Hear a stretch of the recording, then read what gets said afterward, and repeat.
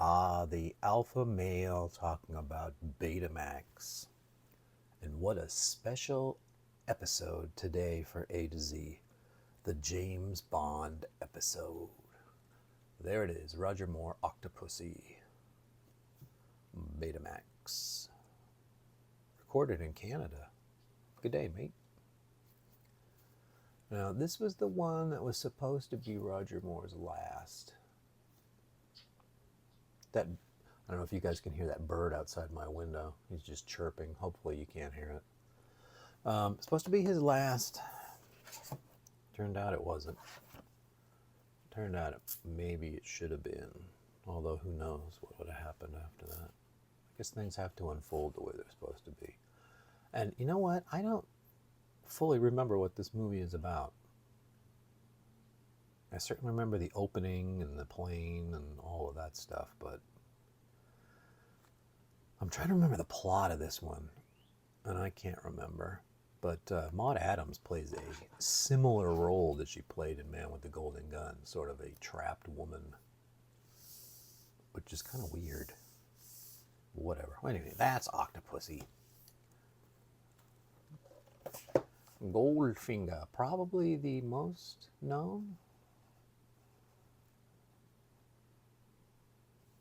One of the best stories, the Fort Knox gold heist. That used to be a real big deal back in the day. Everybody wanted to go into Fort Knox and steal the gold.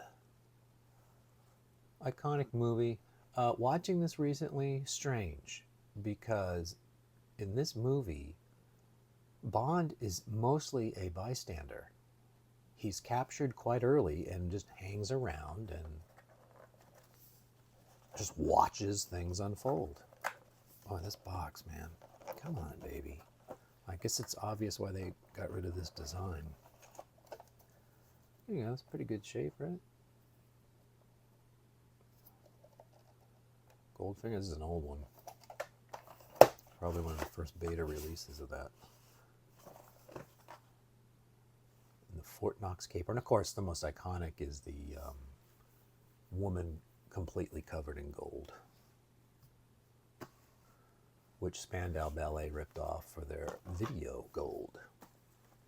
Ah, James Bond in space. This is one of my favorites because this is the first James Bond film I ever saw in a movie theater.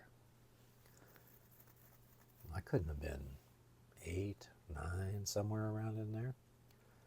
And basically you've got another bad guy who wants to take over the world. He's doing the master race thing. He collects all of the best people, you know, that he considers the best people, puts them all on space shuttles, and sends them up to this secret base just above the Earth. And James Bond's got to put a stop to it. You know, goofy fun is what this is. Wouldn't call this the most serious movie in the history of film, but I like it because it's fun. And one of the best opening James Bond, you know how they have like a little action teaser at the beginning. Great stuff. And the other cool thing about it, I watched this not that long ago. The other cool thing about this is it's like the Mission Impossible movies. Those are real people doing these crazy stunts, jumping out of airplanes and stuff. It's not on a green screen and all of that mishigas.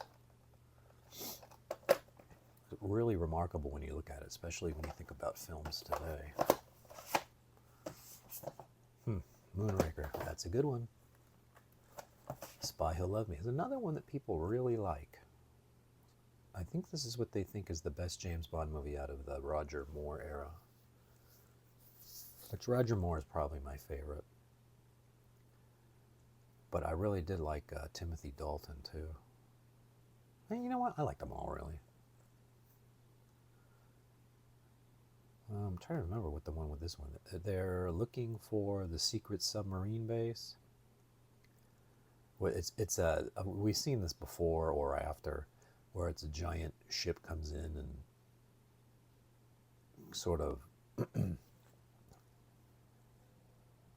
for lack of a better term, sucks in a submarine.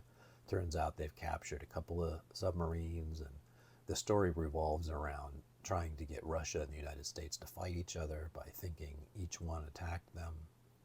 So the Russians send a spy and the British send a spy. And I don't remember if Felix Leiter is in this one, but that would have been the guy they would have sent, the United States. Now I'm looking at this, must have been a rental, right? Because there's that symbol, barcode. Yeah, it's got one of those things. I don't know if you could read that. Lighting's bad in here today. Come on, baby.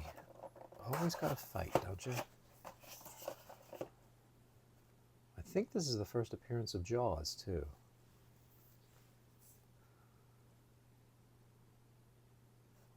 It's a fun movie. I watched that recently, too. It's a good one. The most controversial. Never Say Never Again. Why was this controversial? Because the main James Bond people did not make this. This one guy had an option to remake Thunderball as many times as he wanted, and the regular James Bond people couldn't do anything about it. So this came out very near when Octopussy came out, and it was called the Battle of the Bonds.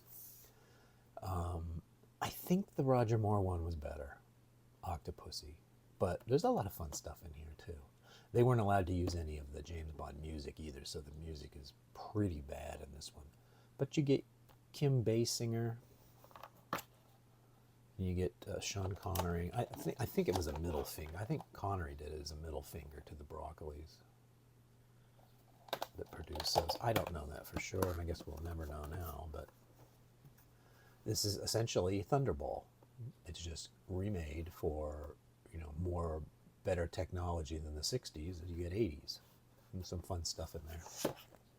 Don't skip that one. I know it's not official canon, but I consider it official canon. The one I don't consider official canon is that Woody Allen one where they're goofing around with Casino Royale. I don't think that's fun. A lot of people like this one, From Russia with Love. I think this one's overrated.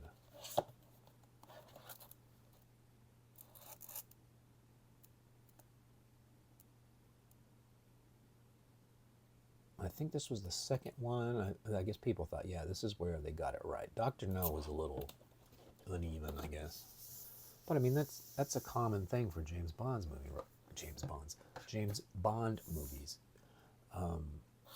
Some of them are better than others.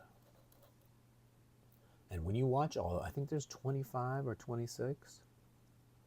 When you watch them all, you start realizing a lot of the same stories are there. So I don't know what they're going to do for this. If there's ever going to be a James Bond again, I'm assuming there will be because Amazon just took control. But how do you do a James Bond in 2025? You don't really have spies like this. Sort of the cloak and dagger business. Now it's all satellites and whatever. We will see. First Roger Moore one.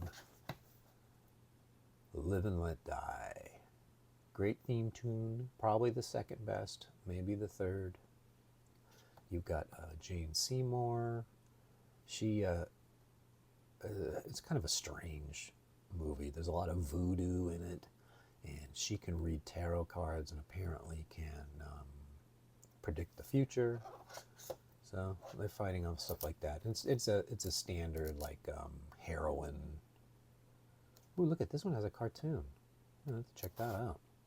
Pink Panther. Burr, burr. Was there ever a Pink Panther where the Pink Panther was acting like James Bond?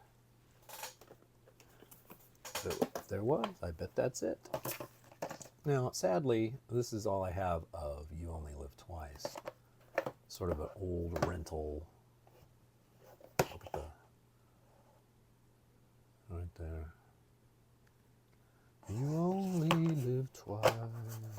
That's the one they copy a lot in pop music. That.